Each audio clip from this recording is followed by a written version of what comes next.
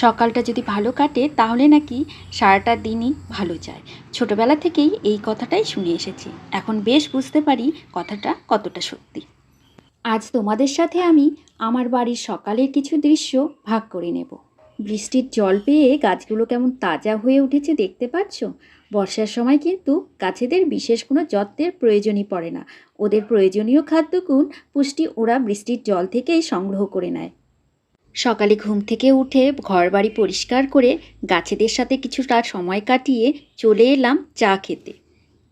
সকাল সকাল শুধু নিজে চা খেলে চলবে, আরও যারা আছে তাদেরকেও তো খাবার দিতে হবে। মিনিকে দিয়ে দিলাম একটা বিস্কুট, আর এই পাখিগুলোকে কালকের রাখা একটু ভাত দিয়ে দিলাম।